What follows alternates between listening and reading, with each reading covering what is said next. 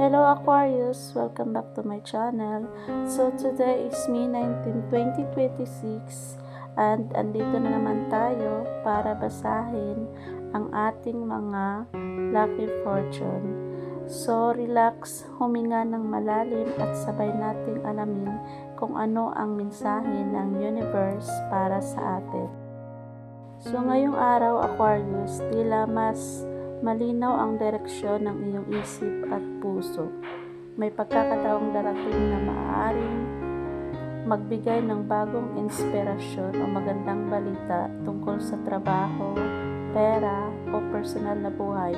Huwag matakot sumubok ng bagong idea. Ang creativity mo ang magiging susi sa swerte mo ngayon.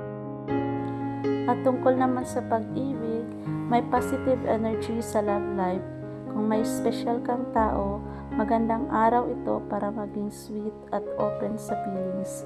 Kung single ka naman, may posibilidad na isang nakakakilig na usapan o unexpected connection.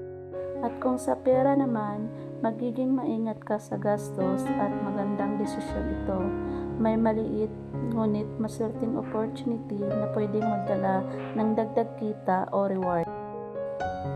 Para sa lucky charms, silver accessory, lucky color sky blue, lucky numbers 3, 11, 22, and 29.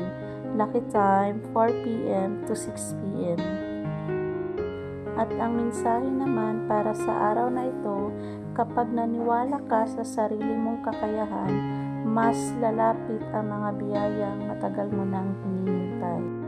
So that's it for today Aquarians. Thank you for watching. Kung nagustuhan mo ang reading na ito, huwag kalimutang mag-like, mag-follow at i-share para maabot din ng ibang Aquarius na nangangailangan ng guidance today. Bye!